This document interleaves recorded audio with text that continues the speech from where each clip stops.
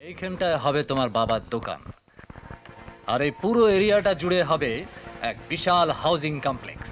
আর এই পেছনের মাঠটা দখল আমরা এখনই নিয়ে নেব। সেখানে তুমি ভবিষ্যতে তৈরি করবে তোমার মায়ের নামে বড় একটা নার্সিং হোম। কি ভাবছো পলাশ? হ্যাঁ, সব কিছু স্বপ্নের মতো মনে হচ্ছে, তাই তো? আরে আজকের দুনিয়ায় টাকা থাকলে মর্জি মতো স্বপ্নও দেখা যায়। হ্যাঁ, আগে তুমি প্ল্যানের লেআউটটা তৈরি করো। হ্যাঁ, আর যত টাকা লাগবে প্রতাপ বাবু দিবেন। আরে এখনো ভাবনা কিসের? হ্যাঁ, আপনাদের এই ঋণ আমি কোনোদিনও শোধ করতে পারবো না স্যার, কিন্তু বস্তিবাসীরা যদি জমি না দেয়, ওরা যদি ভাবে যে আমি... তুমি স্বার্থপর, তাই তো?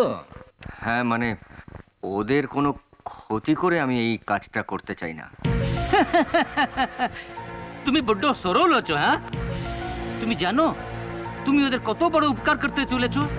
হ্যাঁ, আরে বস্তিবাসী তারি এক চিলতে জমির বিনিময়ে কত পাচ্ছে? নগদ 50,000 টাকা আর 2 কামরার একটা ফ্ল্যাট। আর টালির ছাদ নয়, একদম পাক্কা ছাদের তলে ওরা ঘর বাঁধবে। হ্যাঁ, ওদের আর কেউ বস্তির লোক বলবে না, বলবে ভদ্রলোক আছে। হ্যাঁ, এক বালতি জলের জন্য ওদের আর হাহাকার করতে হবে না, ওদের বর্ষায় ভিজতে হবে না, লোডশেডিং এর ঝঞ্ঝাট भी নেই। মোহনলাল শর্মা এমএলএ, উনি আমাদের প্রমিস করেছেন সব নাগরিক পরিষেবার বন্দোবস্ত উনি করে দেবেন। হ্যাঁ, ব্যাস স্যার, ব্যাস। আর আপনাকে কিছু বলতে হবে না, আমি নিশ্চিন্ত। আমি নিশ্চয়ই পারবো। শাবাশ! এখন এই বৃহৎ প্রকল্প শুরু করার প্রথম পদক্ষেপ হলো ওই বস্তিবাসীদের বুঝিয়ে ওদের দলিলগুলো আমার নামে ট্রান্সফার করিয়ে দিতে হবে। আমি এগ্রিমেন্ট রেডি করছি। এগ্রিমেন্ট? কিসের এগ্রিমেন্ট? ওসব আমরা মানি টানি না। সবাই শোনো, এই পলাশ প্রতাপ দত্তর সঙ্গে হাত মিলিয়ে আমাদের সর্বনাশ করতে চলেছে। ও টাকার ফ্যাটের লোভ দেখিয়ে আমাদের বোকা বানাতে চাইছে। আর ওকে এখন যে বিশ্বাস করবে সেই ঠকবে। পথের ফিকিরি হয়ে যাবে তোমরা। এই বাবু, এসব কি বলছিস? এ রহিম ভাই, ও রামু কাকা, তোমরা কিছু বলো যে আমি তোমাদের শত্রু? এসব কথা ছল চাতুরিতে আমাদের ভোলাস না পলাশ। এই বাবু, এই এলাকার মাটি মেখে আমিও বড় হয়েছি, এই এলাকার প্রত্যেকটা কোণে আমিও ছোটবেলায় খেলা করেছি। তোদের সঙ্গে প্রতারণা করা মানে আমার নিজের সঙ্গে প্রতারণা করা। হ্যাঁ, তোর এই ফালতু কথা আমার মন গলবে না। তোমরা সবাই কান খুলে শুনে রাখো। তোমরা ভুল করতে চাইলে করতে পারো, কিন্তু আমি ভুল করব না। আমি আমার জমি কিছুতে লিখে দেবো না।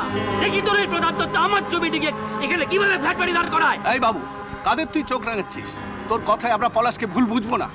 আমাদের পরিবারে মাথা গোজার জন্য একটা ফ্ল্যাট বাড়ি চাই। বাবু শোন শোন, একটু সুখে থাকতে চাই। তারপরে যদি বলিস পলাশ আমাদের ঠকাচ্ছে, ওকে বিশ্বাস করি, না হয় ঠকবো। কেউ ঠকবে না তোমরা, আমি কথা দিচ্ছি। তোমাদের বিশ্বাস মাথায় নিয়ে এই বস্তিকে তোমাদের স্বপ্নের আনন্দ নিকেতন বানিয়ে দেবো। নগদ 50,000 টাকা আর এক একটা করে 2 কামরার ফ্ল্যাট। এই শর্তেই প্রতাপবাবুর সঙ্গে তোমাদের চুক্তি হবে। আমার মুখ চেয়ে তোমরা সই করো। পলাশ দা জিন্দাবাদ! পলাশ দা জিন্দাবাদ! পলাশ দা জিন্দাবাদ! পলাশ দা জিন্দাবাদ! পলাশ দা জিন্দাবাদ! পলাশ দা জিন্দাবাদ! পলাশ দা জিন্দাবাদ! পলাশ দা জিন্দাবাদ! পলাশ দা জিন্দাবাদ! পলাশ দা জিন্দাবাদ!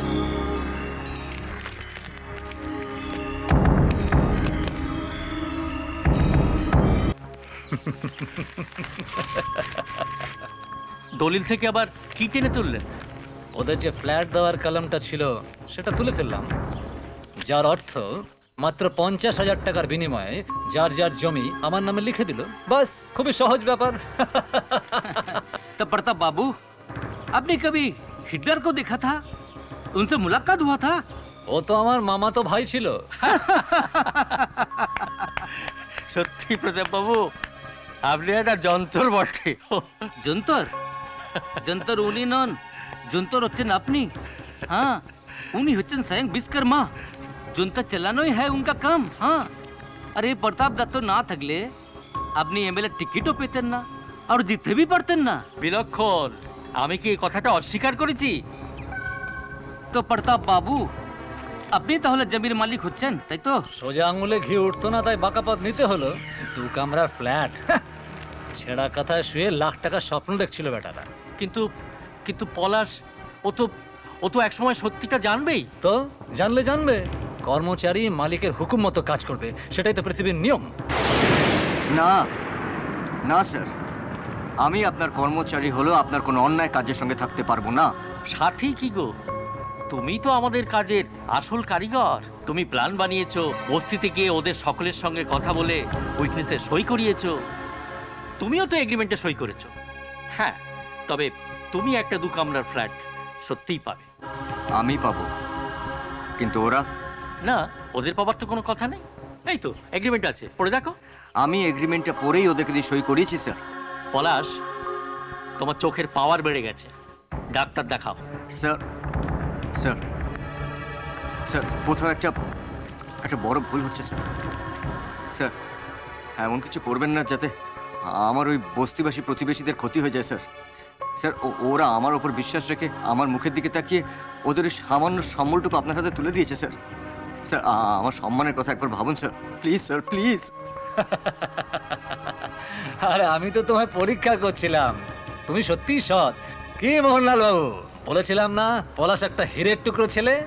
যাও, তুমি নিজের কাজ করো, নিশ্চিন্তে কাজ করো, যাও। Thank you sir, thank you very much. যাও যাও, কাম করো। হিরে বলছেন? কাঁচের টুকরো আপনার প্রতি পদে পায়ে বিঁধবে। তার আগেই ও শ্রীঘরে ঢুকে যাবে। আমার মস্তিষ্কের দাবার বোর্ডে একটা চাল চেলেছি, আজ রাতেই কিস্তি মাত।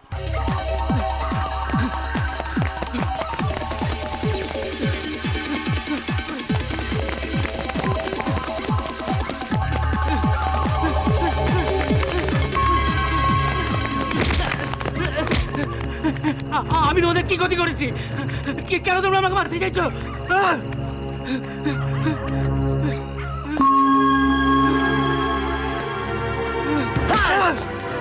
কেন তোমরা আমাকে মারতে চাইছো? কথাটা কি ওপরে যমরাজকে জিজ্ঞেস কর না। প্রতাপ দত্তর আদালত তোকে মৃত্যুদণ্ড দিয়েছে, তোকে মরতেই হবে। শোন না, পলাশের তাই নির্দেশ। পলাশ পলাশ তোকে জানে মরতে বলেছে। আজকে জমি দিস নি কেন? পলাশ তোকে চাই কে তোমরা? কি করছো? তোমার হুকুম পালন করছি স্যার। না,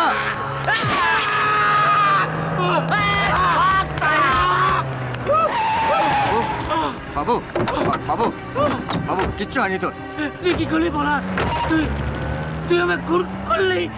না বাবু, আমি তোকে খুন করিনি বাবু, আমি তোকে খুন করাতে চাইনি। এসব বাজে কথা, মিথ্যে কথা।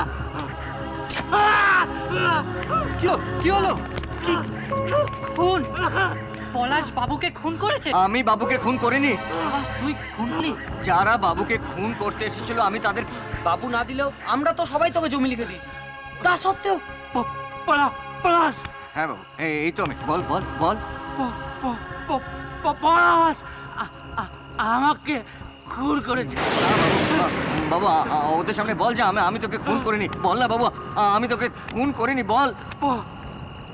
বাবু বাবু, পলাশ, তুই কি করলি?